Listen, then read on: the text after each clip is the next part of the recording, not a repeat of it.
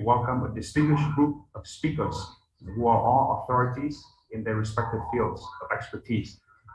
From the Indonesian side, we are joined today by His Excellency Mr. Denny Abdi, Ambassador of Indonesia to Vietnam, His Excellency Mr. Wayan Koster, the Governor of Bali, Dr. Raden Paderde, the First Executive Secretary, National COVID-19 Handling and Economic Recovery Committee, Coordinating Ministry for Economic Affairs of Indonesia, His Excellency Mr. Budiarsa Sastrawinata, the Chairman of the Indonesia-Vietnam Friendship Association, Dr. Indri Sukmaputri, Coordinator of Special and Advanced Immunization, Director of Health Surveillance and Quarantine, Ministry of Health of Indonesia, and finally, last but not least, Dr. Michael Nugroho, the Director of Calbe International, PT Calbe Pharma. From the Viet, and also we have His Excellency Mr. Sandiaga Uno, who has also sent us a video of his a pre-recorded video of his speech.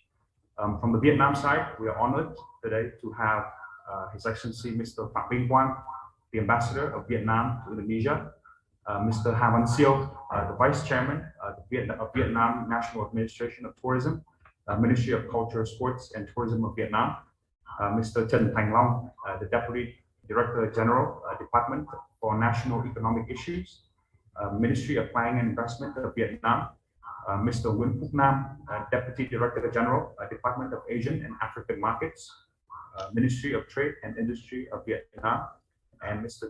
Jay Lingeswara, the Commercial Director of Vietjet Air.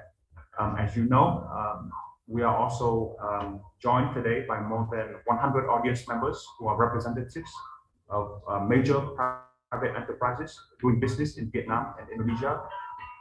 So we are very honored to have everyone here with us today.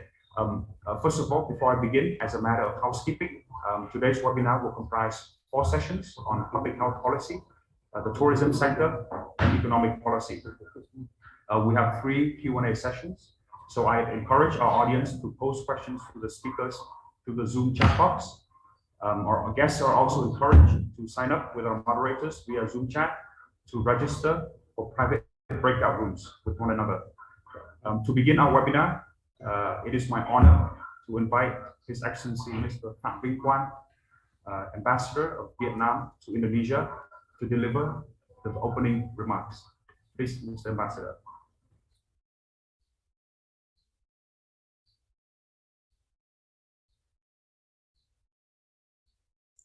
Good morning, selamat pagi. Good morning. Good morning, yes. So, Excellencies, Mr. Denny Abdi, Ambassador. Recording in progress.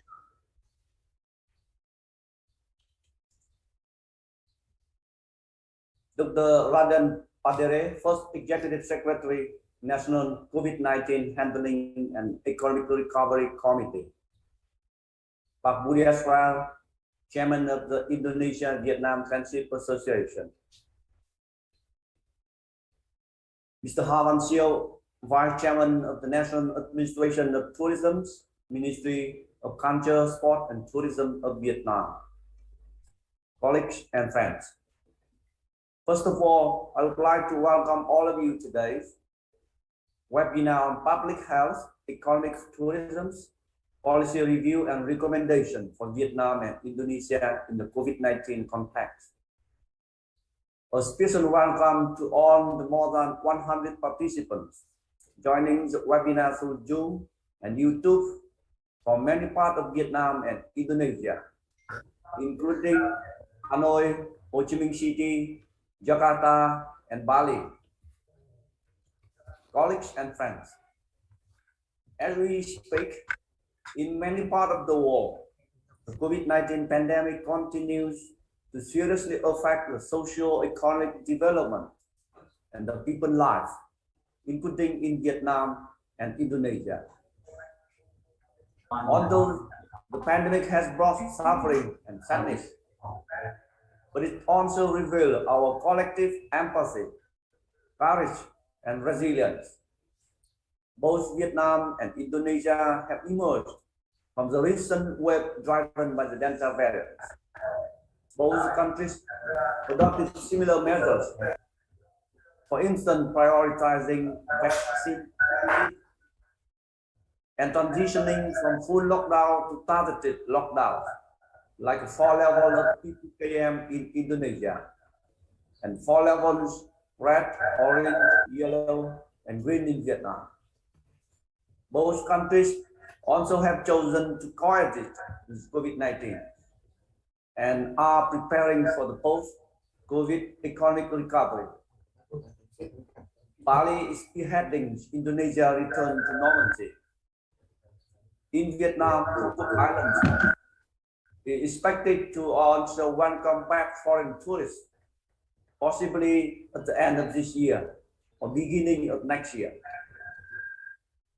Last month, Vietnam and Indonesia, together with other ASEAN brothers and sisters, 39 ASEAN Summit, adopted ASEAN Comprehensive Recovery Framework, which will guide the region consolidated exit strategy on the pandemic. The framework will have 5 pillars, focused on health systems, human security, economic integration, digitalization, and advancing towards a more sustainable and resilient future.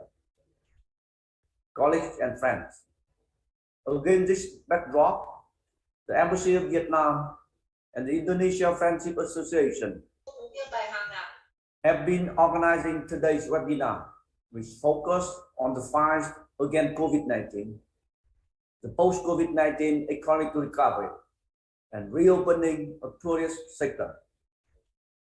This year, the webinar put special emphasis on the critical issue of public health policy, because we all clearly know that opening up the economy and the tourist sector cannot be done without sound health measures. We need to strengthen cooperation to combat the COVID-19 pandemics, improve public health capacity and social welfare, and stand ready to respond to future health challenges. I truly honored and happy that our distinguished group of speakers today will give us an in-depth view on the fight against COVID-19, the post-COVID-19 economic recovery, and reopening of the tourist sector, and lately show us areas for Vietnam and Indonesia to work together. I also would like to name a few issues for the webinar to discuss. What are the best practices and lessons learned from Vietnam and Indonesia in COVID-19 strategy? What does coexistence Recording stopped. mean? What does the post-COVID-19 economy and opening of the tourist sector look like? How can we better support our businesses? How can we balance health and economic priorities in the case of another outbreak? And most important of all, how can Vietnam and Indonesia work together? For instance, in the area of vaccine research and production, pharmaceutical corporations, how can we complement each other's efforts in reopening the economy and promote sustainable recovery? There is a lot that we can learn from each other. Once again, thank you all for participating in our webinar today and look forward to our conversation together. Thank you. Terima kasih. Matu suksma.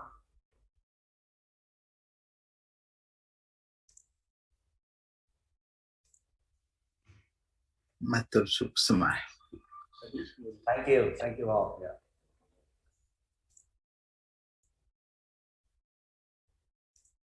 I have the honor. Moderator, please.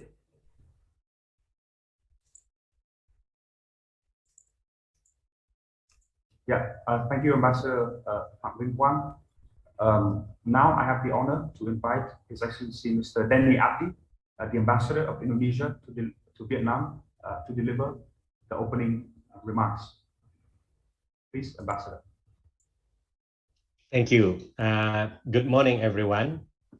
My dear friend, Ambassador Pham Quang and Bapak Budiarsa Sastrawinata, Bapak Wayan Koster, Governor of Bali, Bapak Raden Pardede, First Executive Secretary, National COVID-19 Handling and Economic Recovery Committee, Mr. Ha Phan Siu, Vice Chairman of the National Administration of Tourism of Vietnam, Dr. Wiku Adhisa Smito, all speakers, distinguished participants, a very good morning to you all. First of all, let me thank Ambassador Quang and Bapak Budiarsa Sasrawinata, the chairman of the Indonesian Vietnam Friendship Association, for organizing this webinar today. It is my great pleasure to join all of you. Let me highlight several points under the current and future relations of Indonesia and Vietnam. First, strong partners in economic and development sectors. Almost 66 years have passed since the establishment of the diplomatic relations between Indonesia and Vietnam. And now, Indonesia and Vietnam remain as good friends and close partners. In fact, traditional relations have developed to embrace all aspects of cooperation. Vietnam is the fourth largest economic partner of Indonesia in ASEAN and ranked number 9 as Indonesia's biggest export destination globally. Both countries have targeted trade values of $10 billion in 2021. For the perspective, Vietnam GDP has increased gradually, reaching $271 billion in 2020. On the other hand, Indonesia's GDP grows to $1,058 billion in 2020. In terms of population, Indonesia and Vietnam are home to around 60% of the ASEAN people. Moreover, Indonesia and Vietnam economy represent 45% of ASEAN economy altogether. Looking at the positive growth trends in the two countries, Indonesia and Vietnam could very well representing 60% of the region's GDP in the coming years. Both countries could be the engine of rapid regional growth after the pandemic. Therefore, we must capitalize these potentials by focusing on the new strategy of cooperation. My second point is the potential sectors for cooperation. My observation on potential sectors for the two countries are fishery industry. Both countries are keen to develop fishery industries. Vietnam has 700,000 kilometer square seas areas, while Indonesia has 5.8 million kilometers square. Coastline of Vietnam is 3,200 kilometers, while Indonesia coastline is 95,181 kilometers. The other sectors are high-tech industry and digital economy. With big numbers of young and talented population, as well as fast-growing middle-income group, both countries should pay full attention to high-tech industry and digital economy. And then my third point is the challenge. COVID-19 pandemic has disrupted many aspects of our life, but it also teaches us many things. We cannot take for granted the significance of public health and the importance of investing in public health. If the world is not ready, what we are experiencing today is the consequences. Economic growth will be meaningless if the public health was threatened. That is why public health should be included as the priority in our policies. In 2021, we can see that development of vaccine have helped us in mitigating the impact of the pandemic. Even though equal access to vaccine and equitable distribution of vaccines remains a big challenge. Seeing how science and technology has assisted us in dealing with the global pandemic, investing in research and development must be pursued.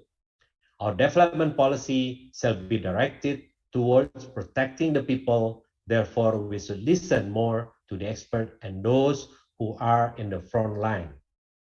Distinguished participants, some countries are now starting to living safely together with COVID-19 and preparing to open up. We understand that tourism industry contributes significantly to our two economies. Indonesia visited by 16.1 million foreign tourists in 2019 before the COVID-19, while Vietnam enjoyed 18 million visitors in the same year. In this context, we welcome the adoption of the ASEAN Travel Corridor Arrangement framework in August 2021 to facilitate essential businesses and official travels among ASEAN member states. To use this framework, member states shall decide on the operationalization based on each member's readiness and taking into account existing bilateral arrangement.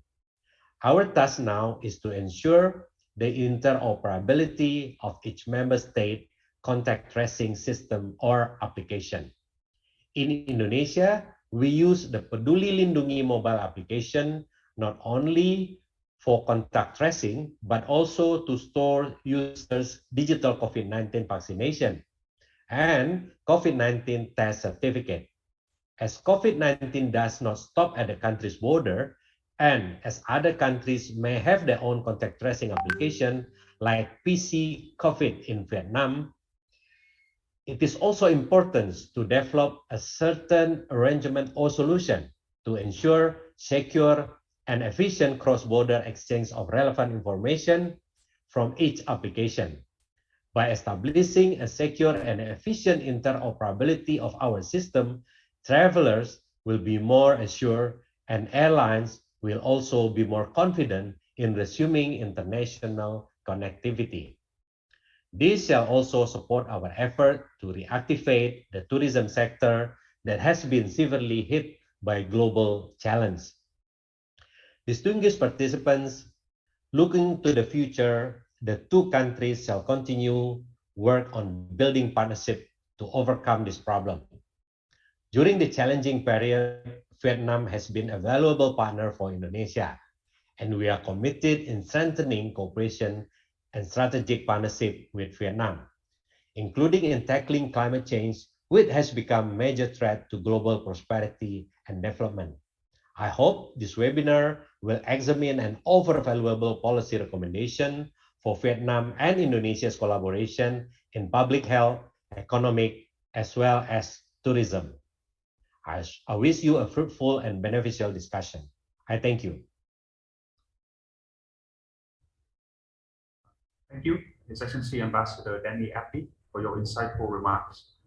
Now, I would like to invite our guests to turn to the stage for our first distinguished keynote speaker, His Excellency Mr. Sandiaga Uno, the Minister of Tourism and Creative Economy of Indonesia. Due to prior commitments, His Excellency Sandiaga Uno has sent us a pre-recording of his keynote remarks.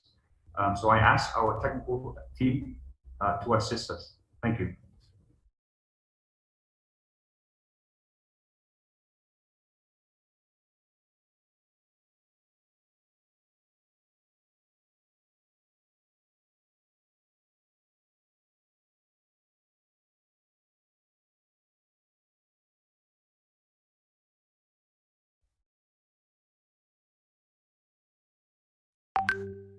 Good morning. The Honorable Assalamualaikum warahmatullahi wabarakatuh. Greetings from the city of Gorontalo to all of you of the province of Gorontalo from Indonesia. Good morning.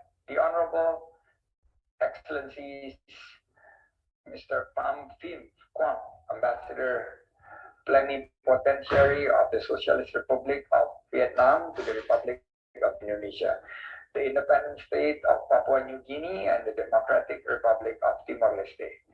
His Excellency Mr. Denny Abdi, Ambassador Plenipotentiary of the Republic of Indonesia to the Socialist Republic of Vietnam.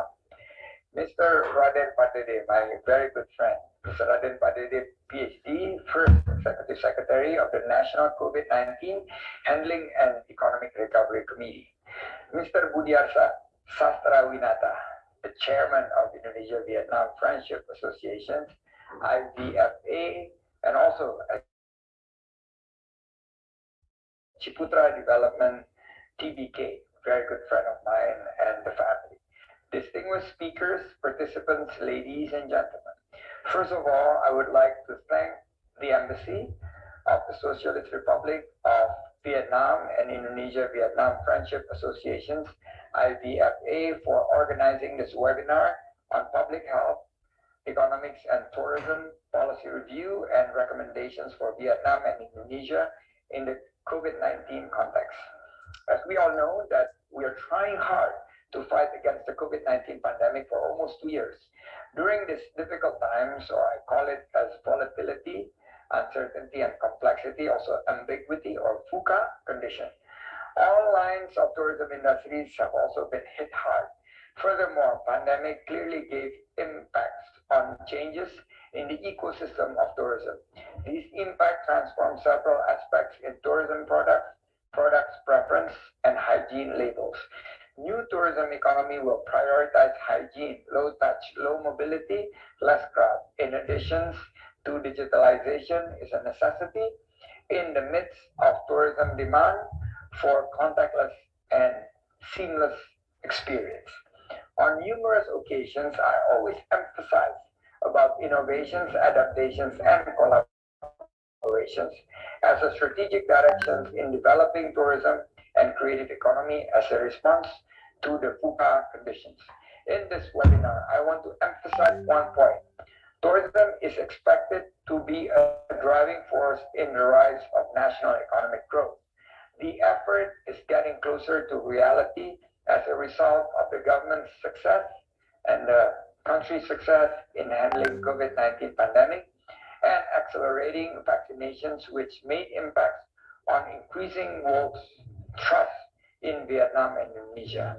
Pak Budiarsa, the point is that if we can successfully control the pandemic through community participations in vaccinations and compliance with the health protocol, tourism can be a solution to the nation's economic revival. Ladies and gentlemen, Pak Budiarsa, to include the spirits of optimism and to conclude my remarks, I hope this webinar will generate new ideas to support economic development that is competitive, superior, technologically adaptive, and more resilient and more inclusive, particularly in the tourism sector, to create better and quality jobs.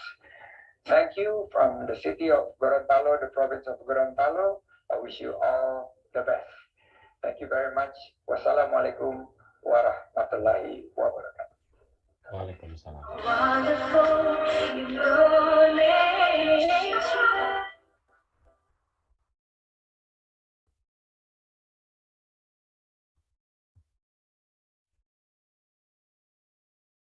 Now, ladies and gentlemen, distinguished guests, I have the honor to invite His Excellency Mr. Wayan Koster, the Governor of Bali, to deliver his keynote remarks. Please, His Excellency Governor, you have the floor. Terima kasih. Om Swastiastu. Assalamualaikum warahmatullahi wabarakatuh. Salam sejahtera, shalom, salam kebajikan, rahayu untuk kita semua. Yang saya hormati Duta Besar Vietnam untuk Indonesia, Duta Besar Indonesia untuk Vietnam, Bapak Menteri Pariwisata, dan para pembicara dalam webinar ini. Pertama-tama saya mengucapkan terima kasih. Saya mendapat kesempatan untuk berbicara, sharing dalam kaitan dengan masalah kesehatan, pembangunan ekonomi, dan juga pariwisata. Sebelumnya izinkan saya menyampaikan mengenai pembangunan di Provinsi Bali yang dilaksanakan dengan visi Nangun Satkerti Loke Bali. Tayangkan slide.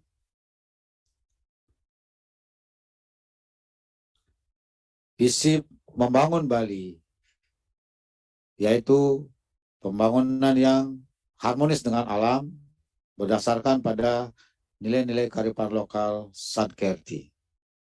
Slide berikut. Visi Nangun Satkerti Luka Bali dilaksanakan melalui pola pembangunan semesta berencana menuju Bali era baru, yaitu suatu era yang ditandai dengan tatanan kehidupan baru, kehidupan yang holistik, yang meliputi 3 dimensi, yaitu dimensi pertama bisa menjaga keseimbangan alam, kerama, dan kebudayaan Bali atau genuine Bali. Dimensi kedua bisa memenuhi kebutuhan, harapan, dan aspirasi kerama Bali dalam berbagai aspek kehidupan. Dan dimensi ketiga merupakan manajemen risiko atau risk management, yakni memiliki kesiapan yang cukup dalam mengantisipasi munculnya permasalahan dan tantangan baru dalam skala lokal, nasional, dan global yang berdampak secara positif maupun negatif terhadap kondisi di masa yang akan datang. Next. Visi pembangunan Bali Nangun Satkerti Loka Bali digunakan untuk menata secara fundamental dan komprehensif pembangunan Bali dengan menerapkan nilai-nilai kearifan lokal Satkerti, yaitu 6 sumber kesejahteraan dan kebahagiaan kehidupan manusia yang terdiri dari pertama, Atma Kerti, yaitu penyucian jiwa. Kedua, Segara Kerti, yaitu penyucian laut.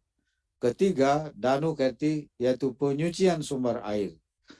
4, Wana Kerti, yaitu penyucian tumbuh-tumbuhan.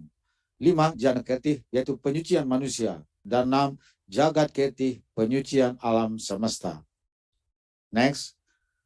Dengan visi tersebut, arah kebijakan dan regulasi pembangunan Bali meliputi, pertama itu adalah agar Bali sebagai pulau organik. Kami ingin mewujudkan ini dengan Peraturan Daerah Provinsi Bali nomor 8 tahun 2019 tentang sistem pertanian organik.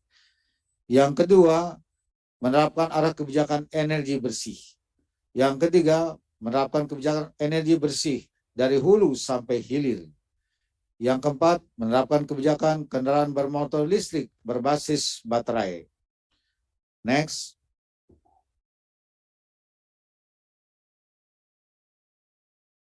Yang kelima, menerapkan kebijakan pembatasan timbulan sampah plastik sekali pakai. Yang keenam, menerapkan kebijakan pengelolaan sampah berbasis sumber. Yang ketujuh, menerapkan kebijakan pelindungan alam melalui pelindungan danau, mata air, sungai, dan laut. 8. Menerapkan kebijakan pelestarian tanaman endemik Bali, yaitu pelestarian tanaman lokal Bali sebagai tanaman gumi Banten, puspa dewata, usade atau kesehatan, dan penghijauan. Next. 9. Menerapkan kebijakan pembangunan industri berbasis budaya branding Bali. 10. Menerapkan kebijakan pembangunan kebudayaan. 11. Menerapkan kebijakan yang berpihak kepada sumber daya lokal, yaitu berkaitan dengan pemasaran dan pemanfaatan produk pertanian, perikanan, dan industri lokal Bali. 12. Menerapkan kebijakan layanan kesehatan herbal tradisional Bali. Next. 13. Menerapkan kebijakan pemberdayaan produk minuman alami Bali, yaitu tata kelola minuman fermentasi dan atau destilasi khas Bali. 14. Menerapkan kebijakan pariwisata berbasis budaya secara konsisten. Dan 15. Menerapkan kebijakan pariwisata yang berpihak pada sumber daya lokal agar betul-betul memberi kesejahteraan bagi masyarakat lokal Bali. Next. Bagian kedua, saya ingin menyampaikan kebijakan dan strategi inovatif mengenai penanganan pandemi COVID-19 di Provinsi Bali. Pandemi COVID-19 dalam perspektif kearifan lokal Bali, leluhur Bali memberikan wejangan pengetahuan mengenai tentang adanya pandemi ini. Pertama, bahwa di dalam sastra lontar Bali kuno termuat ajaran nilai-nilai kearifan lokal yang menjadi keyakinan kuat masyarakat Bali bahwa wabah penyakit merupakan bagian dari siklus alam yang bisa datang secara berulang dalam kurun waktu dasawarsa, 10-an tahun, abad, ratusan tahun, bahkan bisa terjadi dalam hitungan milenium atau ribuan tahun. Munculnya wabah penyakit merupakan pertanda adanya ketidakharmonisan alam beserta isinya pada tingkatan yang tinggi akibat ulah manusia yang tidak melaksanakan tatanan kehidupan berdasarkan nilai-nilai kearifan lokalnya. Next, masyarakat Bali memiliki cara sesuai dengan kearifan lokal dalam menyikapi munculnya wabah penyakit, yaitu dengan mengembalikan keseimbangan alam secara niskala, antara lain melaksanakan upacara butayatnya, kurban suci, dan dewa yatnya atau persembahan suci. Setiap makhluk ciptaannya memiliki posisi dan fungsi masing-masing atau habitat, sehingga keseimbangan alam beserta isinya harus dibuat dan ditata agar normal kembali. Yang kelima, oleh karena itu, wabah pandemi COVID-19 tidak sepatutnya dihadapi dengan sikap dan diksi melawan, tetapi harus menghormati dengan cara mengembalikan kepada posisi dan fungsinya masing-masing, kembali kepada habitatnya. Karena kalau dengan diksi melawan, justru wabah COVID-19 akan semakin sulit dikendalikan dan semakin ganas. Itulah sebabnya penanganan pandemi COVID-19 di Bali dilakukan dengan upaya secara skala niskala sesuai dengan kearifan lokal masyarakat Bali. Next. Untuk itu juga berkaitan dengan dampak pandemi COVID-19 di Provinsi Bali yang telah melanda lebih dari 1,5 tahun, pemerintah Provinsi Bali juga melakukan kebijakan pencegahan dan penanganan COVID-19 yang berdampak negatif terhadap kehidupan masyarakat, yaitu pertama, membentuk Satuan Tugas COVID-19. Yang kedua, mengeluarkan kebijakan Bali dalam status siaga COVID-19. Yang ketiga, mengeluarkan kebijakan tentang pencegahan penyebaran COVID-19. Yang keempat, kebijakan menetapkan rumah sakit rujukan untuk penanganan COVID-19. Yang kelima, mengeluarkan kebijakan penutupan objek wisata. Next. 6. Mengeluarkan kebijakan tentang pembatasan kegiatan keramaian. 7. Mengeluarkan kebijakan tentang penetapan status tanggap darurat bencana COVID-19 di Provinsi Bali. 8. Mengeluarkan instruksi tentang penguatan pencegahan dan penanganan COVID-19. 9. Mengeluarkan kebijakan berupa surat edaran tentang tatanan kehidupan era baru. 10. Mengeluarkan kebijakan berupa peraturan gubernur nomor 46 tahun 2020 tentang penerapan disiplin protokol COVID-19 dalam tatanan kehidupan era baru. Next. 11. Mengeluarkan kebijakan berupa, lanjut, apa ini? Mengeluarkan kebijakan berupa pemberlakuan pembatasan kegiatan masyarakat atau PPKM COVID-19. 12. Menerapkan protokol kesehatan berupa pola hidup sehat dan bebas COVID-19 dengan menerapkan 6M, yaitu memakai masker standar dengan benar, mencuci tangan, menjaga jarak, mengurangi bepergian, meningkatkan imun, dan mentaati aturan. Kemudian juga upaya dalam rangka pencegahan penanganan COVID-19 dilakukan dengan pertama, menggerakkan dan mengorganisir desa adat yang ada di Bali, membentuk satgas gotong royong untuk melakukan kegiatan secara skala dan niskala dalam rangka pencegahan COVID-19. 2. Menyediakan fasilitas layanan kesehatan dalam jumlah dan kualitas yang memadai. 3. Menyediakan 26 laboratorium uji swab berbasis PCR, baik yang dimiliki oleh rumah sakit pemerintah pusat, provinsi maupun kabupaten kota, dan juga rumah sakit milik perguruan tinggi Universitas Udayana serta lembaga-lembaga kesehatan lainnya yang milik masyarakat swasta.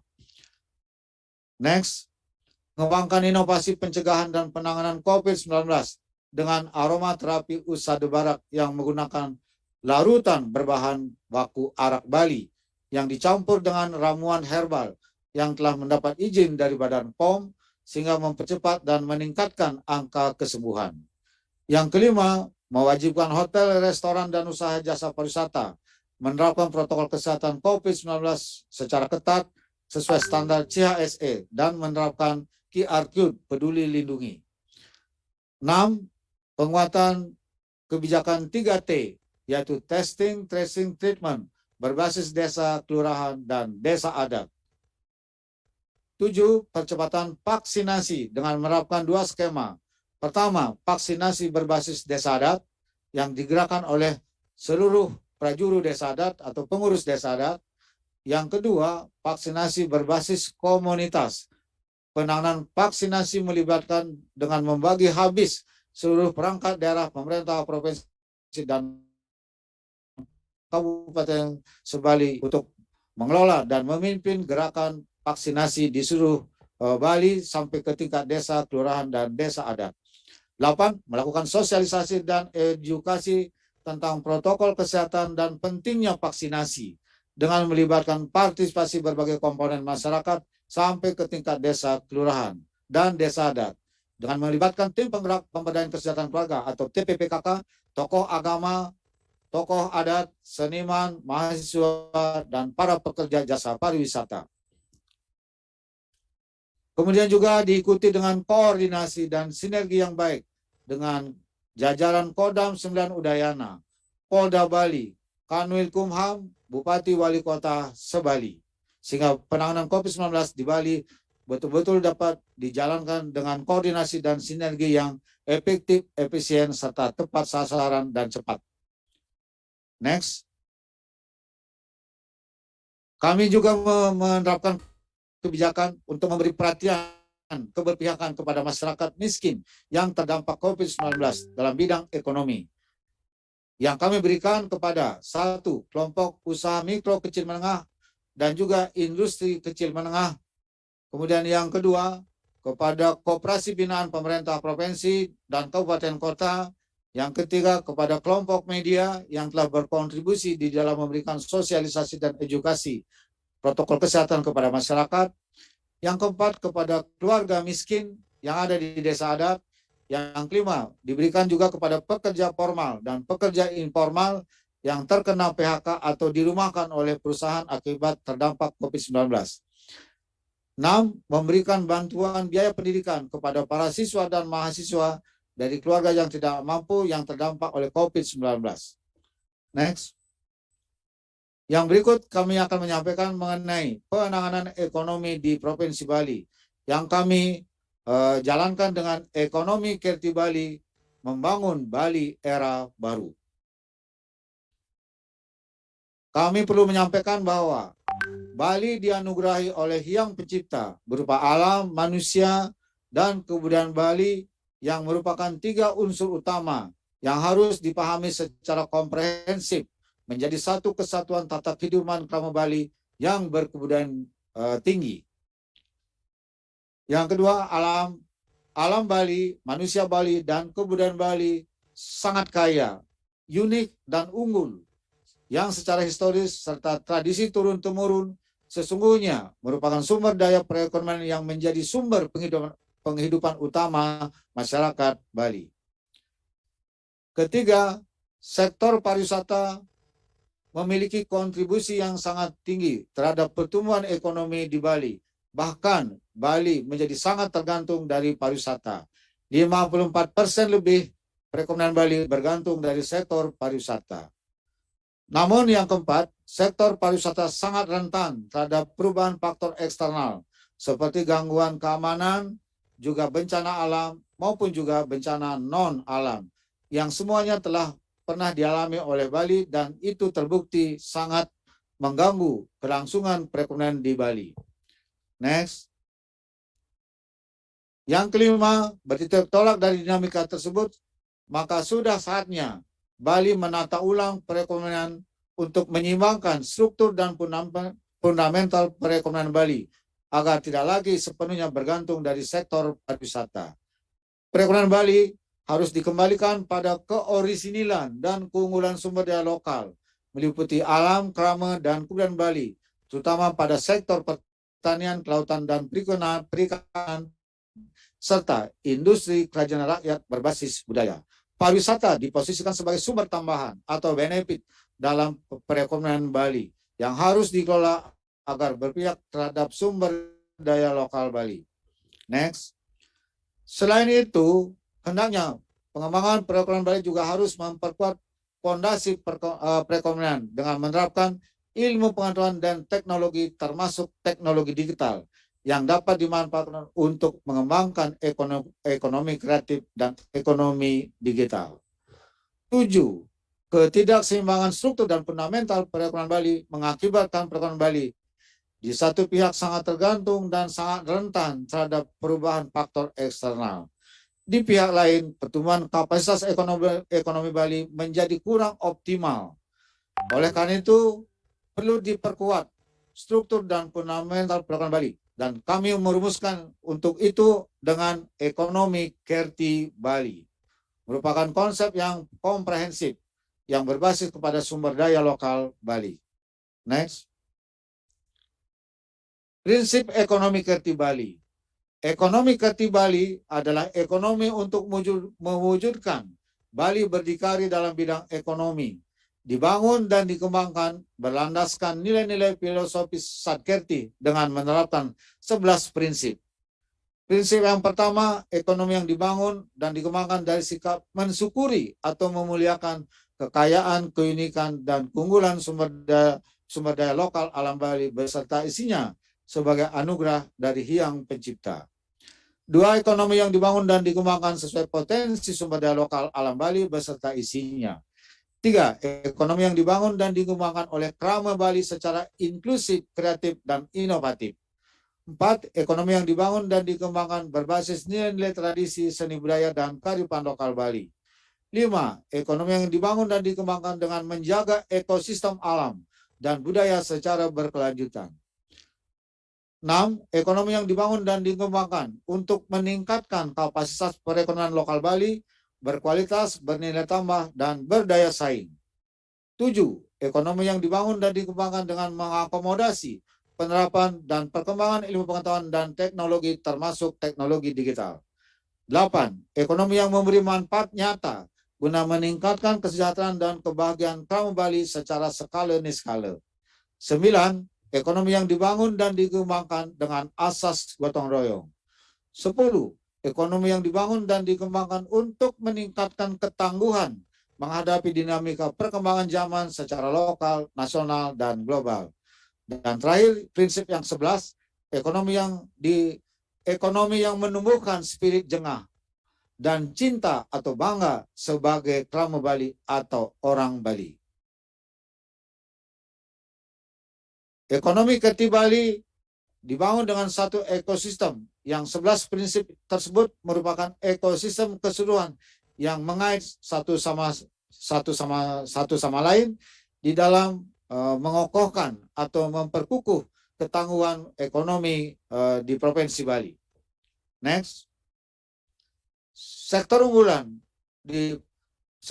perekonomian Bali dilakukan dengan mempertimbangkan belajar dari pengalaman dalam berbagai kejadian bahwa sudah waktunya Bali mengembangkan perekonomian yang tidak lagi menggantungkan pada satu kantung yaitu sektor pariwisata.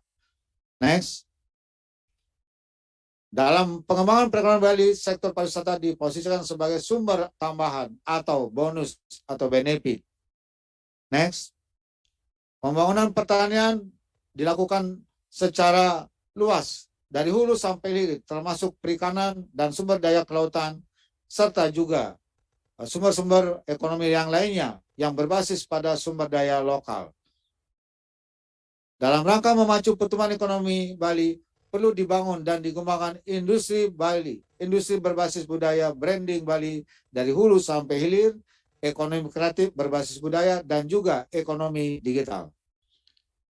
Yang kelima, maka untuk memperkuat struktur dan fundamental perekonomian Bali juga diperlukan pengembangan industri kecil dan menengah, usaha mikro kecil dan menengah, dan koperasi, terutama adalah koperasi produksi, serta lembaga-lembaga perekonomian adat yang mengelola hasil pertanian, perikanan, perkebunan, dan industri kerajinan rakyat.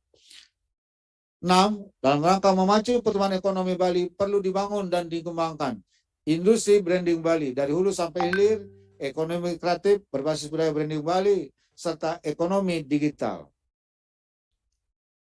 6 sektor unggulan ekonomi Kerti Bali sebagai pilar perekonomian Bali Pertama, sektor pertanian.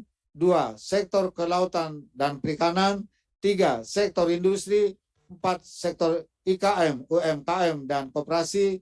5, sektor ekonomi kreatif dan digital. Dan 6, sektor pariwisata. Ekonomi kreatif Bali dengan 6 sektor unggulan akan mewujudkan perekonomian Bali yang harmonis terhadap alam, hijau atau ramah lingkungan, menjaga kearifan lokal, berbasis pada sumber daya lokal, berkualitas, bernilai tambah, berdaya saing, tangguh, dan berkelanjutan. Penentuan 6 sektor unggulan tersebut didasarkan pada keoriginalan dan keunggulan sumber daya lokal Bali yang meliputi alam, manusia, dan krama, serta kebudayaan Bali sebagai sumber daya potensial pada sektor pertanian, kelautan, dan industri kerajaan rakyat. Penentuan 6 sektor unggulan tersebut bukan didasarkan atas besaran atau nominal kontribusi terhadap perekonomian Bali. Dengan pola pembangunan perekonomian melalui ekonomi kreatif Bali akan terjadi keterhubungan langsung antar sektor unggulan, menumbuhkan pusat-pusat perekonomian Bali, perekonomian yang baru, meningkatkan kapasitas perekonomian Bali, menyeimbangkan struktur dan fundamental perekonomian Bali, sehingga secara nyata memberi manfaat bagi peningkatan kesejahteraan dan kebaikan tamu Bali secara skala dan niskala. Dengan ekonomi kreatif Bali, dalam pelaksanaan visi Nangun saat kita ke Bali melalui pola pembangunan semesta berencana menuju Bali era baru, maka target pembangunan Bali secara kualitatif adalah 1. Alam Bali yang tetap harmoni dengan memiliki keseimbangan ekosistem yang baik, lingkungan yang hijau, indah dan bersih, serta mengembalikan hilangnya terpeliharanya kembali keanekaragaman hayati. 2. Krama Bali yang memiliki karakter dan jati diri yang berkualitas dalam tatanan kehidupan untuk menjaga alam Bali yang harmoni. 3. Adat istiadat, tradisi budaya dan kearifan lokal di Bali akan semakin kuat sebagai tatanan kehidupan masyarakat dalam menghadapi arus deras perkembangan zaman baik skala lokal, nasional, dan global sebagai pendukung alam Bali yang harmoni. 4.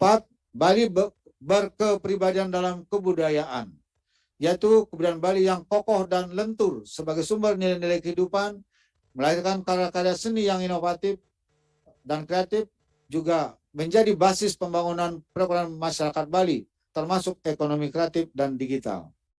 5. Bali berdikari dalam bidang ekonomi dengan ekonomi kreatif Bali, ekonomi yang dibangun dan dikembangkan berdasarkan nilai-nilai kearifan lokal Sadkerti.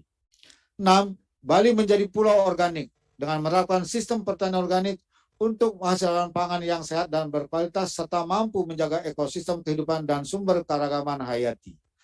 7. Bali berdaulat di bidang pangan, yaitu dapat memenuhi kebutuhan pangan yang berkecukupan, sehat, dan berkualitas.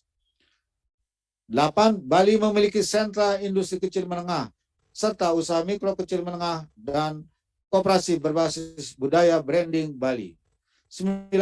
Pariwisata Bali yang bermartabat, yaitu memiliki destinasi pariwisata, produk pariwisata, dan ekosistem pariwisata yang berbasis budaya, berpihak pada sumber daya lokal, berkualitas, dan berdaya saing. 10.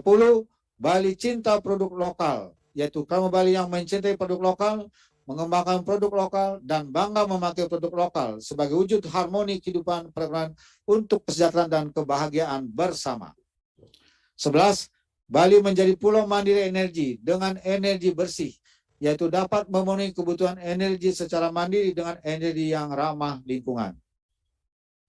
Saya kira itulah hal-hal yang dapat saya sampaikan sebagai kontribusi saya, sumbang saran saya terhadap upaya kita bersama dalam penanganan pandemi COVID-19 dan dampaknya secara ekonomi maupun juga dalam upaya kita bersama memulihkan pariwisata di Provinsi Bali, serta dengan tetap menjaga protokol kesehatan dan memperbaiki layanan kesehatan di Provinsi Bali. Demikian yang saya sampaikan. Terima kasih. Om Santi, Santi, Santi, Om. Semoga semuanya yang saya sampaikan ini bermanfaat bagi kita semua.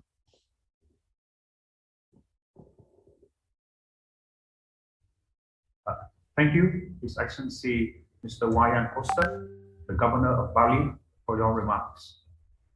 Now, I would like to invite Dr. Raden Pardede, the first Executive Secretary, National COVID-19 Handling and Economic Recovery Committee, Coordinating Ministry for Economic Affairs of Indonesia, to deliver his keynote remarks. Dr. Pardede, the floor is yours. Thank you very much. Good morning, Excellencies, Ambassador Pham Quang, if I'm not mistaken, Ambassador of Viet Nam to Indonesia, and His Excellency Mr. Denny Abdi, Ambassador of Indonesia to Vietnam, and of course His Excellency Mr. Sandiaga Uno, Ministry of Tourism and Creative Industry of Indonesia. And we just hear the speech from His Excellency Mr. Wayan Koster, Governor of Bali, and my colleague, my friend, Dr. Wiku Bakti Wahono Adisasmito, and Dr. Prima Josephine, Dr. Mikhail Buyung Nugroho, and other panelists. Of course, Mr. Budiarsa Sastrawinata, the chairman of Indonesia-Vietnam Friendship Associations. First of all, I would like to congratulate all of you, especially this organization of the webinar of Public Health, Economics, and Tourism, Policy Review and Recommendation for Vietnam and Indonesia in the COVID-19 context. Let me start with my presentations. I think the organizer of this webinar asked me to talk about the COVID-19 situation in Indonesia and lesson learned. In terms of the situation in Indonesia, I think I'll be very briefly, but I will propose to discuss about 8 important lessons from the pandemic COVID-19 in Indonesia. I could say the good policies, of course, is very important. Good implementation, even very important, more important, but the most important one probably is good luck. So let me start with the lesson number 1. Lesson number 1 is basically always preparing for unprecedented events. And that's precisely the unprecedented event that we experience right now. We know that the pandemic itself is only occurred one in 1 century, 2 centuries, in a very rarely held event. The first experience for Indonesia dealing with pandemic. Of course, we understand this COVID-19 starting from Wuhan by the end of 2019. The first cases in Indonesia is March 2nd, 2020. And we are in the dark. We don't know what to do in the beginning. We are struggling and pondering to respond. So many suggestions. We hear from the medical doctors, epidemiologists, but certainly there is no playbook and no guideline. So we are in the dark. The pandemic continued at the beginning, still relatively few cases, but then accumulating over time. And especially it is spread out soon, especially after a long holiday. And Indonesia, of course, even facing more constraints since Indonesia is an archipelago. And we try to look at other countries' experience, basically by interventions, in non-pharmaceutical interventions. We limit mobility or lockdown to prevent infections and spread out the COVID-19. And then also we practice 3T, the calls of test, tracing, and treatment, quarantine, and also we also adopted so-called health protections, self-protection, use mask, wash your hand, and keep social distance. And in the beginning, there is no such thing as a vaccine, of course. There's no available vaccine.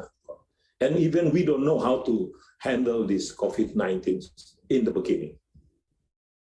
So the lesson number 1, as I mentioned to you, is basically all of us, it's not only Indonesia probably, all of us caught up in the dark. Next, Lesson number 2, we see interrelations between COVID-19 and social mobility. This is very important, especially in the cases of Indonesia. Based on our experience in Indonesia, if you go to the next slide, probably here,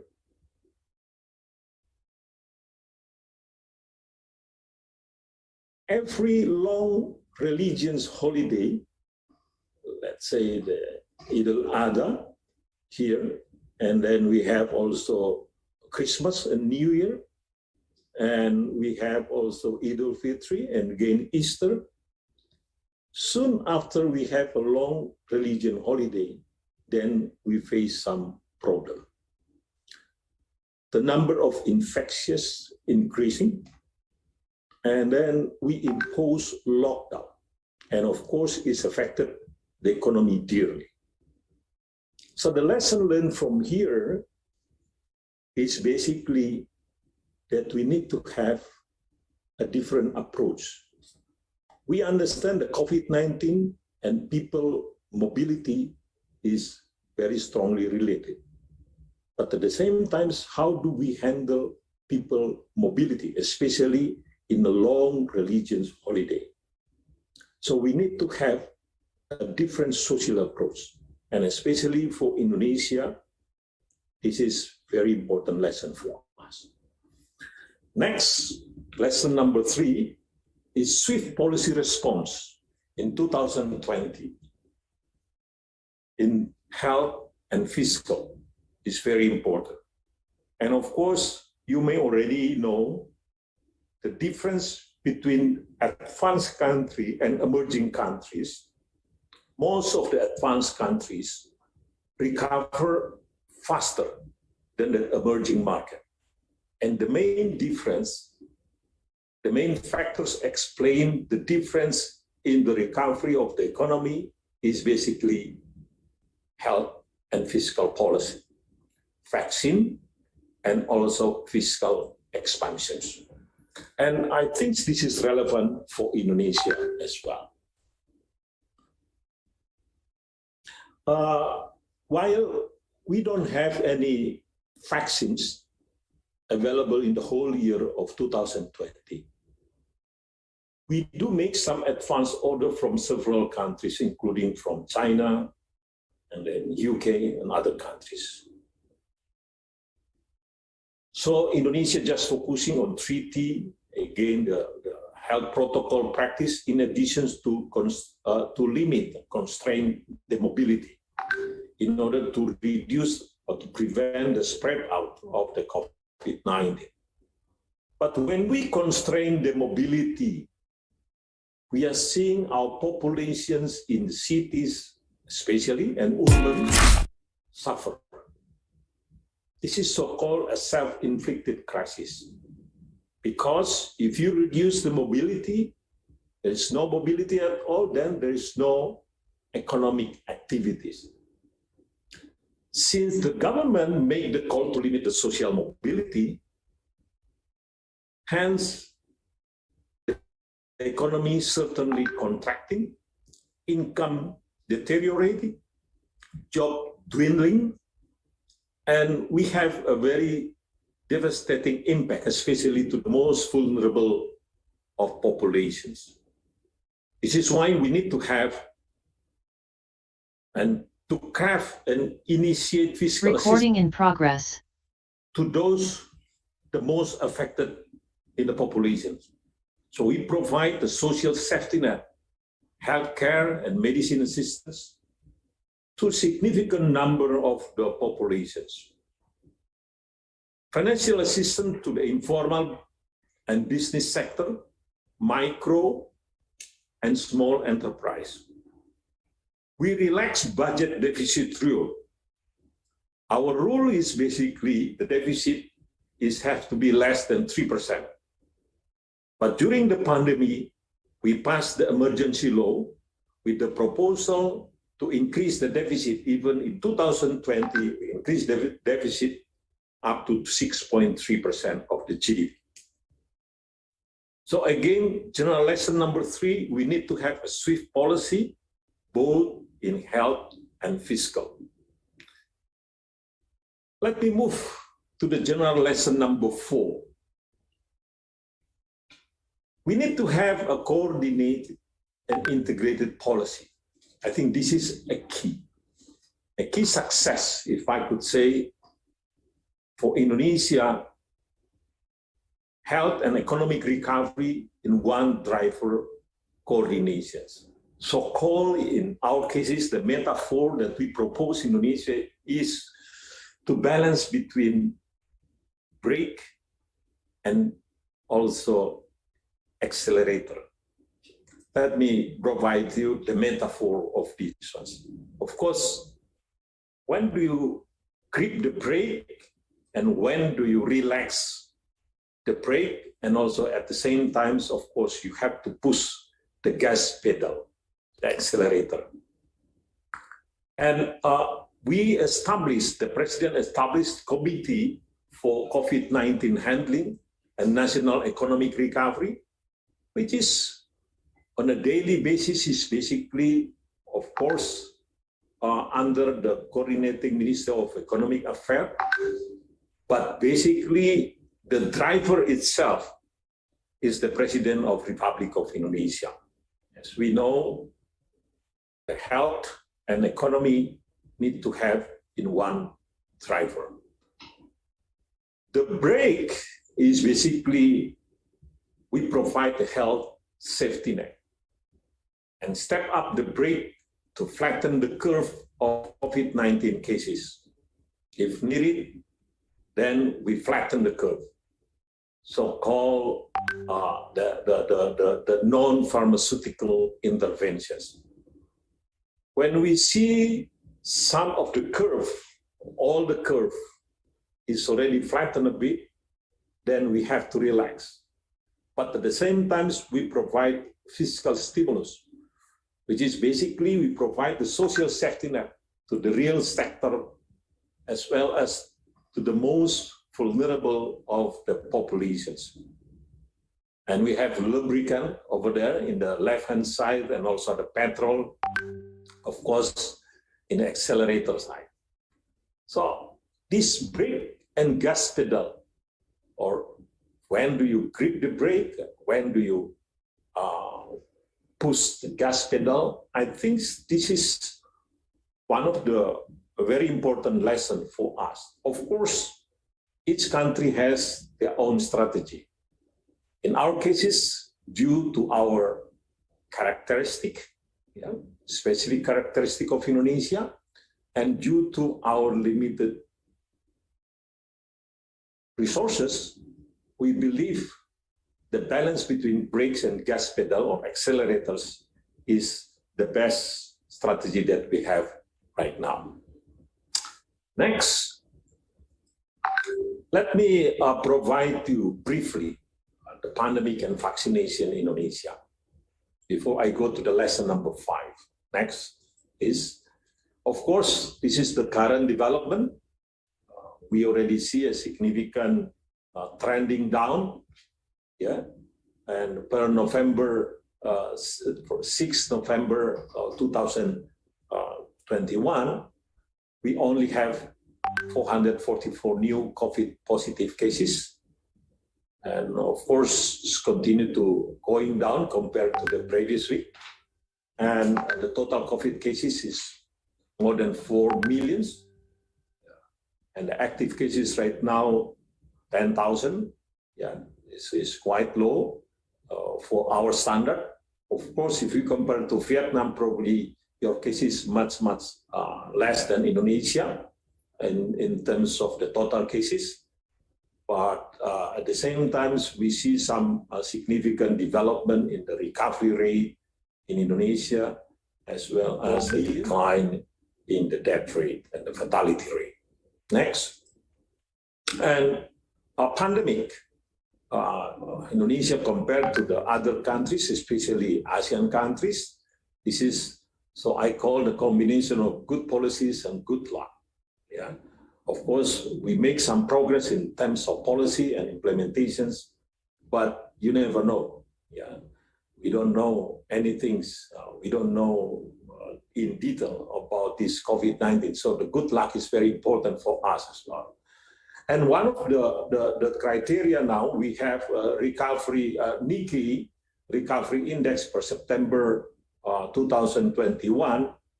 Indonesia rank is 54, so we make some progress, especially in terms of infection management and vaccinations. I think the vaccination need to beef up again to continue to intensify vaccinations. This is remain another homework for us. And of course, the mobility, I think now we start to relax the mobility since we have seen a significant downtrend, and also the transmission rate is really declined significantly. Next.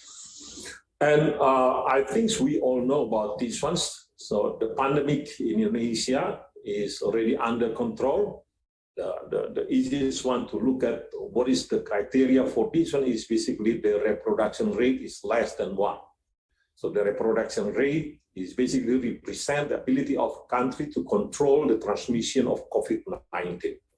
And this is in November 3rd, 2021, Vietnam still 1.17, United States 0.97, and Indonesia 0.87 there. So the RT, the reproduction rate is already less. If it is less than 1, then we can say we control the transmission basically.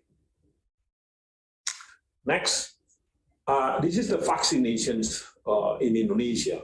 Of course, in the beginning, we are very slow.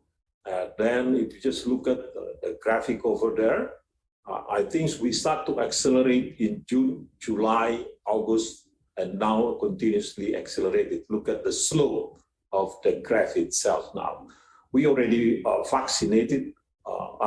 We already, I think this already vaccines doses, the first doses will be more than 2,005 million, and the second doses is basically 125 million. And the total is 205 millions, which is the first dose is 125 millions, and 79 millions is already have the second doses there. The projection of the Ministry of Health is basically by December, then we can have the first doses will be 80%, and the second doses will be 59%, and we expect by March 2021 will be more than 70%. And at the same time, we will provide booster starting by next year. So we make some progress, although we are lag behind compared to other countries.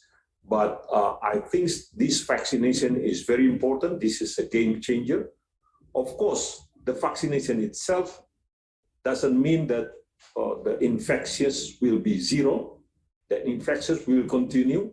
But based on our research is basically, if you're already vaccinated, then the hospitalization rate and the fatality rate will be declined significantly.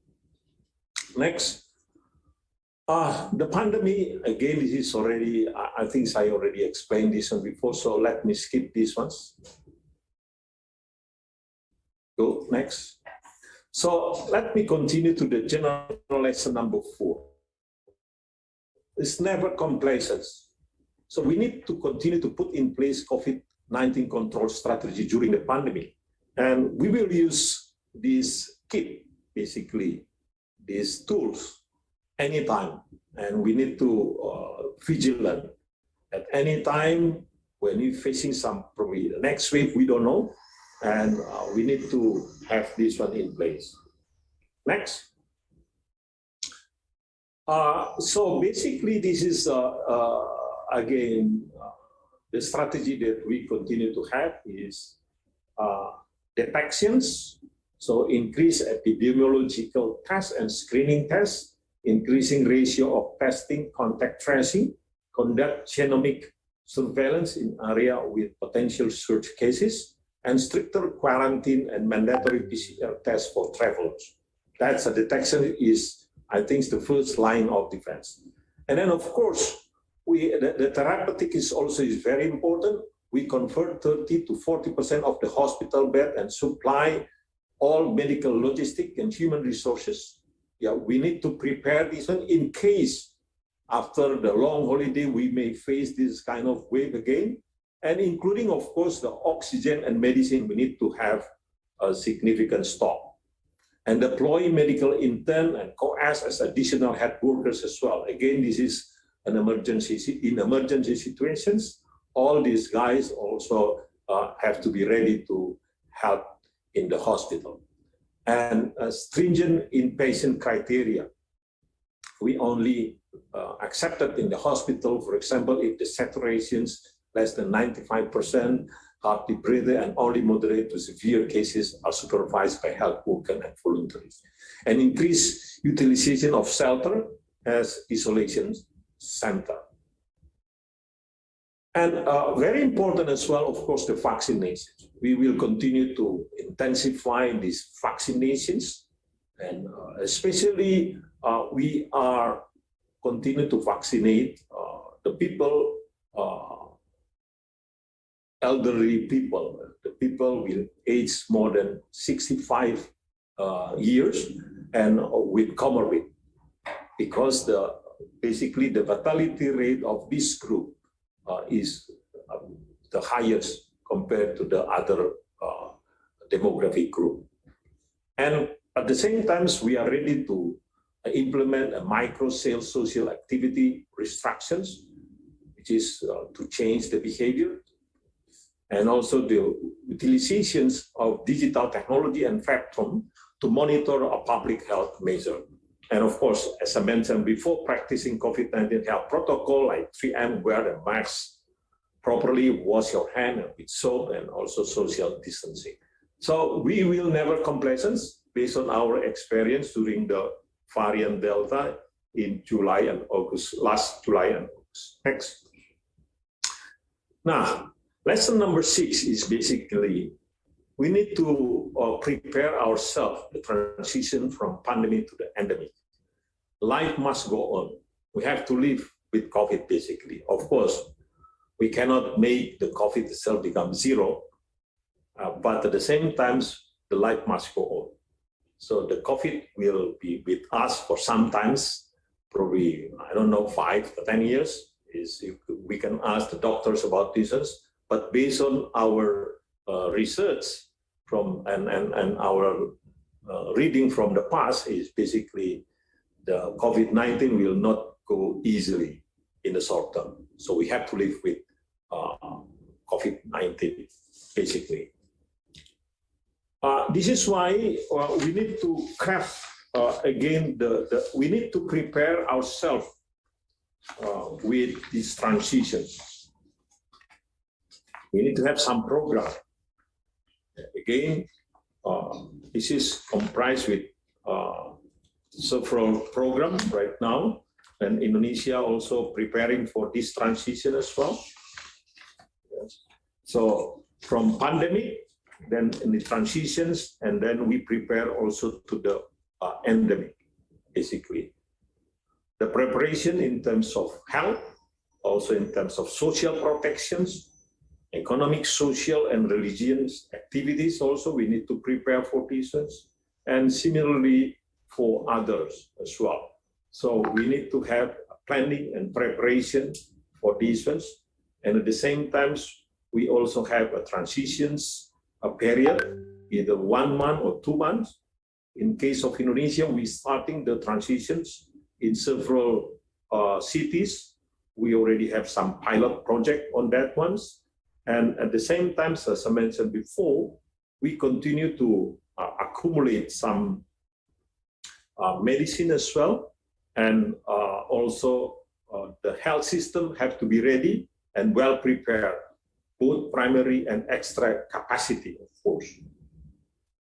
And we are ready to prepare. We hope that Indonesia will go in these transitions starting next year, and hopefully the endemic probably, I don't know, the second semester of next year.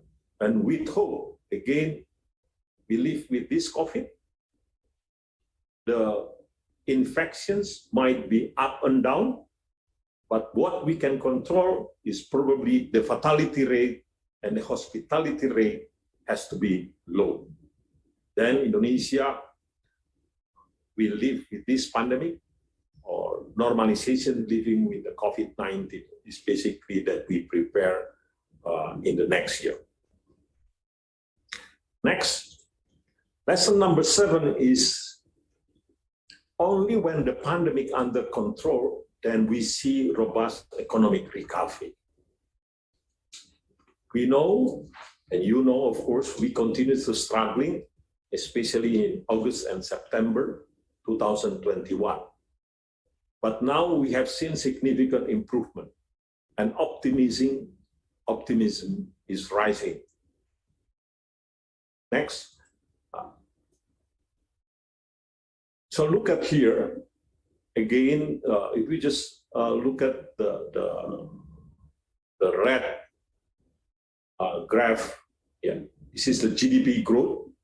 In 2020 is contracting 2.1%. And of course, in the second quarter of 2020, we are heavily contracting, is minus 3.2%, and continue to have a negative growth. So we, Indonesia, under recessions until the first quarter of 2021. And of course, we have Alba variant in the first quarter of 2001. Look at the peak over there, the Alba variant. And then in the second quarter, the economy start to recover very fast. After the Alba variant is subsided, then the economy increasing by 7.1% GDP. But when the Delta variant hit us, then the economy is declined a bit, although still in the positive territory, 3.5% just recently. We expect in the fourth quarter of 2021, the economy will recover very fast. I think we expect we can grow in the fourth quarter more than 6%, could be 7%. And we have seen several leading indicators that supported our projections. Next, this is basically the leading indicators, consumer confidence and optimism there. So when the government put pandemic under control, again, confidence improving rapidly. Look at the BI expected business activities and also the consumer confidence and also from manufacturing index, manufacturing PMI. So look at in the right-hand side in the above there. In October, if we just look at all the numbers is already above. We are in the expansion side right now. The consumer confidence just recently also increasing very rapidly. And you know, when the consumer confidence increasing, then the spending starting. Consumption, household consumption also expanding rapidly right now. The mall is starting, and because we have so many, of course, pent-up demand, yeah. And when the consumption increasing, then the capacity utilization also will increasing as well, expanding, and purchasing manufacturing index increasing. Just look at that. I think in October you can see the number over there. Now, I mean, look at the color. Of course, in the second quarter of 2022, all is red, right? And continue to be red and yellow until the first quarter of 2021. And the second quarter of 2021 is starting to, I mean, become, look at the numbers over there, of course, become, then again, yellow again in the third quarter of 2021, but changing again, starting in September and October, we see the color is different again. Yeah. Next. So lesson number 8, this is the last lessons so far. Of course, we continue to look at the lesson again. We may have more than 10 lessons, and we continue to look at that probably in order for us to understand COVID-19. And I think the lesson number one is do not waste a good crisis. So don't just look at pandemic as a crisis. We cannot just continue to cry about this crisis, but again, we look at this as an opportunity to transform the economy, to reform the economy. Next. So basically, this is the last lessons. We need to transform the economy from pre-pandemic conditions to the post-pandemic conditions. The post-pandemic is basically some of the capital that we have in the pre-pandemic, some of the skill, and a vast majority, probably the way of doing business, including the way of serving business from the government, is already outdated, is obsolete. So we need to transform these ones. As we all know, during the pandemic, we see significant of the behavioral change. And at the same time, it is also facilitated by technology adoptions. Very significant acceleration of technology adoptions during the pandemic. And this will never be back again to the pre-pandemic conditions. So we need to have a new capital, a different capital. Similarly, a new skill. We will never use all old skill anymore in order for us to have a much better future in the post-pandemic. And also, of course, new way of doing business. This is why the job creation law has become very important for us. The way we serve business community and investor have to be different, have to be faster, simple, and also certain. And similarly, we already crafted as well a fiscal policy, a new fiscal policy. Indonesia is just passed the law related to the revenue, the tax revenue, because we already spent a lot of money during the crisis. Then we need to raise our revenue from fiscal, and that's why we have a new fiscal policy by 2022. At the same time, we continue to improve our export. Indonesia has been lucky, of course. That's why luck is very important, because the price of commodities, especially palm oil, coal, as well as nickel, is basically significantly increased during the last 6 months. And we will continue to improve our supply chains and ecosystem. And of course, digitalizations of the economy is a must. That's why we need a new skill. And also we need to build a soft infrastructure for the economy. And last but not least, of course, green economy. Indonesia, just as a new presidency of G20, also will try to use the opportunity, basically, in order for Indonesia having a much rapid growth in the future.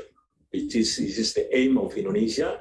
Indonesia would like to see 2024, 2045 to become an advanced country and have to exit from the middle income trap, of course, and hopefully Indonesia can continue to prosper in the future.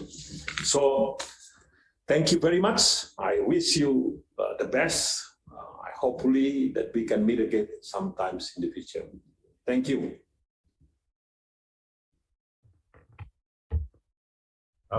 Thank you, Dr. Raden Padode, for your in-depth and very informative presentation on the lessons learned in Indonesia's COVID strategy.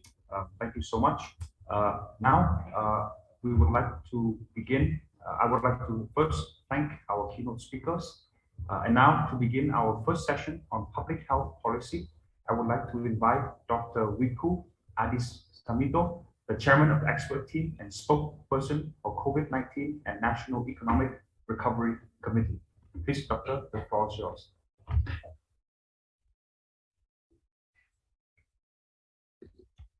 Okay, thank you very much for the moderator. On behalf of the head of the National Disaster Management Agency, I'm Wikwa Risasmito. As the national spokesperson for COVID-19, would like to mention His Excellency Mr. Pham Quang, the Ambassador Plenipotentiary of the Socialist Republic of Vietnam to the Republic of Indonesia, and also His Excellency Mr. Denny Abdi, the Ambassador Plenipotentiary of the Social Republic of Vietnam in Vietnam, and then also His Excellency Mr. Sandiaga Uno, the Minister of Tourism and Creative Economy, and of course Dr. Raden Pardede, the First Secretary of the National Committee of COVID-19 Handling and the National Economic Recovery. Also Bapak Iwayan Koster, the Bali Governor, and all distinguished speakers. I would like to share the lessons learned of the COVID-19 control in Indonesia and the current situations. And please assist for the next slides, please. If we look at the policy and strategy perspective, Indonesia has applied multi-layered policies. First, to make sure that all of the international travelers are screened with the PCR test requirements before the departure, as well as when they arrive in Indonesia, and then also that they have to be vaccinated. So with this policy, we protect our nations from having the imported case. And at the same time, we also regulate the domestic traveling restrictions to make sure that all of the people who are traveling across Indonesia are people that are healthy. And that's why the rapid test PCR as well as also the antigen are applied according to the level of the areas. And then also we applied the PPKM, the district, which is basically restrictions leveling, where we applied the PPKM micro up to the lowest level, which is on the village level and the commune levels. So we want to make sure that our system are coordinated from central government at the national task force, at the provincial, district, sub-districts, and also the village level. And then they have the command centers at the local level, where all activities are reported directly and can be monitored from each level up to the national level. Next slides. And if we see the policy in terms of the mitigation focus, of course, in the public health perspective, we have the curative and also the prevention and promotion approach. And of course, we would like to have more prevention and promotion approach while we are ready to respond on the curative aspects when they have a lot of problems with the patients. But once can be cured at the healthcare facilities, we want to make sure that our approach later is the prevention and promotion. We have to protect the people not to get infected with the COVID-19. Next slides. And as a big country with 514 cities and districts across Indonesia, we have to make sure that all of the data are in one data about COVID-19 and can be monitored by the local leaders, by the public, and also by the central governments. We want to make sure that when they need to get help, the central government can help directly and quickly. And at the same time, each area can learn from each other by having this one data and then always publish to the public. Next slides. And our approach is using the pentahelix collaborations. We want to make sure that our enemy is only one, which is the COVID-19, the virus. And we want to make sure that all elements in the Indonesia, from the government, media, private sectors, community, and academia, all contribute in one approach with one driver, as mentioned by Pak Raden Pardede, that it's driven by the president. So we want to make sure that we are in the same directions same movement. Next slide. On the socioeconomic activity restrictions at the lower level, we want to make sure that at all levels, with the help of the not only on the civil governments, but also on the army and also police that has officers at the village level, so that all activity at the village level can be monitored and controlled by the central or the above authorities, from the cities level to the provincial level and also the central level. And we make the clustering of the socioeconomic activity restrictions so that we always monitor one sector to the others to make sure that everything is under control. And then, of course, we will release some activity slowly when the case is under control. Next slide. And then these are the distributions of the command post in all areas in Indonesia. And we receive the reports from them every second. And they took pictures about the behavior of the people. And then we can look at whether they are disciplined to have the health protocols or not, and then the locations. And so that's why the mitigations can be act directly over there. Next slides. Next slides. And these are the examples of the activity in the command post. These are the pictures that we receive every second from all over Indonesia. And we know the location exactly. And then we ask them to really take measures if the people are not disciplined of wearing masks or not having physical distancing. Next slide.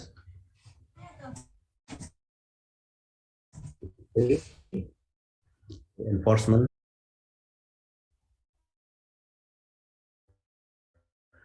So here I would like to show the case in Indonesia is now it's really low. It's 0.29% compared to the other countries in the world. And we also support the vaccinations to make sure that our achievement also match with the target of the world. And if you look at that vaccination is not the only one to protect the nations. So that's why we need to have the health protocols. We have to have the testing, tracing, and treatment, as well as the vaccinations to protect the nations. Next slide. And these are our learning from the first peak and the second peak. And there are various of policies that we apply to make sure that the availability policies applied in all levels are effective. Next slide. And Indonesia has been declared by the CDC that we are at the level 1, which is good, and we have to make sure that that we can maintain this.